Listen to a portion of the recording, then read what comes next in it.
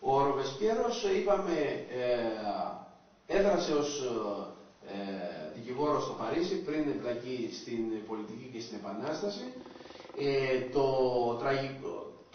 Το κωμικό στην όλη υπόθεση είναι ότι όταν ήταν φοιτητής και επισκέφθηκε ο Λουδοβίκος τη σχολή του, αυτός που γονάτισε μπροστά του και στα λατινικά του απήγγειλε του έψαλε το εγκόμιο, ήταν ακριβώς αυτός που αργότερα θα τον καρατομούσε ο Μαξιμιλιάνος Ροβεσπιέρος. Ο Ροβεσπιέρος ξεκίνησε και τελείωσε όμως, οι άλλοι νομίζουν ότι ξεκίνησε και στην αρχή άλλαξε, ξεκίνησε ακριβώς ως ανθρωπιστής. Αλλά από ένα σημείο και μετά, ο ανθρωπισμός οφείλει να είναι ένοπλος και με την καρμανιόλα στο χέρι. Και θα δούμε αυτό παρακάτω. Ο άλλος που πρέπει να αναφερθεί είναι ο Σενζής. Ένας πιτσιρικάς ουσιαστικά, γιατί 16 χρονών φεύγει από το σπίτι του για να γίνει ποιητής. Το κυνηγάει ο παπάς σε συνεργασία με τη μάνα του να τον μαζέψουν, γιατί είναι αντίθασο παιδί. Καταλήγει τελικά στο Παρίσι, γράφει ποιητική συλλογή επαναστατική και εντάσσεται σε νεαρά ηλικία, που εδώ τα δικά μας τα παιδιά ακόμα σκέφτονται που θα πάνε το βράδυ, εντάσσεται στα επαναστατικά σώματα εκείνης της εποχής σε ηλικία 22, 23, 24 και όχι απλώς όντας ένα μέλος, αλλά όντας ουσιαστικά ο καθοδηγητής από ένα σημείο και μετά, όπως θα δούμε, του ίδιου του στρατού του γαλλικού στα δύσκολα μέτωπά του με τις μοναρχίες της Ευρώπης. Θα το δούμε παρακάτω. Ένας νεαρός 25 και 26 χρονών μπορούσε και συντόνιζε και κατήχθηνε όλο το στρατό της Γαλλίας, το επαναστατικό στρατό της Γαλλίας, τον οποίον επάνδρωναν όχι στρατηγοί επαγγελματίες, το 90% από αυτόν είχε παραιτηθεί ή είχε φύγει μαζί με τους βασιλικούς και χτυπούσαν απ' έξω τη Γαλλία. Ήταν άνθρωποι του λαού οι οποίοι είχαν γίνει επαναστατικοί στρατηγοί, επαναστατικοί συνταγματάρχες, άνθρωποι που ήταν τσαγκάριδες, εργάτες και χίλια δυο άλλα πράγματα, οι οποίοι όμως μπορούσαν και στεκόντουσαν απέναντι στους μιλιταριστές των μοναρχιών της Ευρώπης και όλος παραδόξως, και γι' αυτό είπα πιο πριν κάπου έκανε μια αναφορά στην ψυχή, νικούσαν. Ο τρίτος της τριανδρίας της λεγόμενης είναι ο Ζορς Κουτόν, δικηγόρος και ελευθεροτέκτονας, ο οποίος ακολούθησε κριτικά στην αρχή το όλο πράγμα, συντηρητικός, αλλά πώς και μετά όταν κατάλαβε την αγνότητα των προθέσεων του κυρίως του Ροβεσπιέρου, εντάχθηκε, έμεινε δίπλα του και πέθανε μαζί του πιστός μέχρι και την τελευταία στιγμή, όπως θα δούμε. Η ιδιορυθμία της κατάστασης του συγκεκριμένου τόμου είναι ότι ήταν ανάπηρος. Δεν είχε πρόβλημα και ήταν επάνω σε αναπηρική πολυθρόνα. Με αυτή την αναπηρική πολυθρόνα συμμετείχε στην Επανάσταση, κατήφθηνε την Επανάσταση, ηγήθηκε ακόμα και του στρατού σε κάποια περίπτωση και με αυτή την αναπηρική πολυθρόνα έφτασε μέχρι τη Λεμιτόμο. Το τέλος του δείχνει τη μεγαλοσύνη του όταν επέλεξε να γυρίσει πίσω για να σταθεί στο Ροβεσπιέρο. Όταν εξυφαινόταν η συνωμοσία που θα δούμε παρακάτω για να χτυπήσουν το Ροβεσπιέρο και τους λοιπούς, ο Κουτόν βρισκόταν στην ιδιαίτερα πατρίδα του, μακριά από το Παρίσι.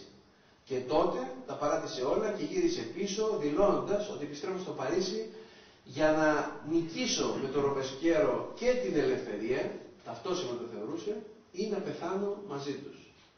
Μιλάμε για τέτοιες προσωπικότητες και τέτοιες μεγάλες ψυχές. Δρόμοι αυτών των ανθρώπων στο όνομά τους δεν θα βρείτε στη Γαλλία. Δεν θα βρείτε να έχουν δρόμους αφιερωμένους σε αυτούς τους ανθρώπους. Είναι ακόμα στη μαύρη λίστα. Μπορεί να υπάρχουν μεταγενεστέρων επαναστατών, αυτόν όχι. Σεπτέμβριος 1793.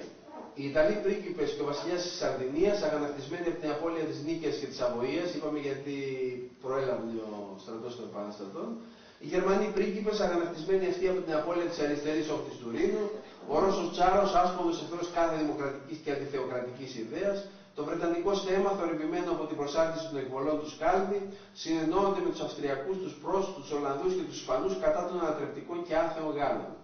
Η Επανάσταση μαζί βέβαια με τους Γάλλους, τους μη άθεους και μη ανθρωπικούς, δηλαδή με τους βασιλόφρονες.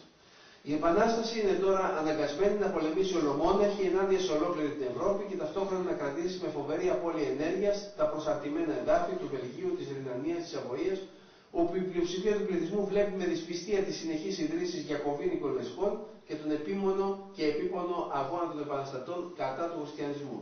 Γιατί όπου καταλαμβάνανε, λόγω χάρη στο Ρήνο, οι Γιακοβίνοι μόλις καταλάβανε, αμέσως φέρανε και το επαναστατικό πρόγραμμα, ιδρύσαν γιακοβίνικες λέσχες παντού, αρχίσαν να κατάσχουν τις περιουσίες των εκκλησιών, αρχίσαν να καλούν τους παπάδες να αποσχηματιστούν. Και αυτό φυσικά σε περιοχές τώρα που δεν είχαν περάσει οι ιδέες αυτές στο γενικό πληθυσμό, μπορούμε να φανταστούμε λόγω χάρη τη Βαβαρία, πώς θα αντιδρούσε, δεν ήταν καθόλου αρεστό. Ο Ροβεσπιέρος εισηγείται και πετυχαίνει, εδώ αρχίζει πλέον να γίνονται πιο συγκεκριμένα τα πράγματα, για μια άλλη εποχή έξω από τα δεδομένα τα τότε, την κήρυξη μιας νέας εποχής για την ανθρωπότητα, αντίπαλης της έως τότε χριστιανικής, ορίζοντας το έτος Σεπτέμβριος 1792 έως Αύγουστος 1793, γιατί ξεκινάγανε ακριβώς από την αυτινοπορεινή ησημερία, το έτος τους, ως έτος ένα της Επανάστασης. Εδώ έχουμε το σημείο που κάνει την Γαλλική Επανάσταση τη μοναδική πραγματική επανάσταση. Γιατί υπήρξαν μετέπειτα επαναστάσεις, άθεες, κατά κυριολεξία ή δίθεν άθεες, που ανατρέψανε κάτι και χρονολογούσαν σύμφωνα με αυτό το κάτι. Αυτό το οποίο τους είπε ο William Burroughs σε ένα κειμενάκι του 1980, ότι ανατρέπεις τον εχθρό και χρησιμοποιείς τα σύμβολά του, τη σημειολογία του, τη χρονολόγησή του, τα καντάρια του και 1002. Έτος 0. Το έτος 0 το κάνουν και αυτοί που ανατρέπονται. Και αυτοί έτος 0 δημιουργήσαν. Ακυρώσαν όλη την προηγούμενη ανθρωπότητα και δημιουργούσαν το δικό τους έτος 0. Ποτέ δεν πρόκειται να ανατραπούν αυτοί οι άνθρωποι αν δεν δημιουργηθεί ένα έτος 0.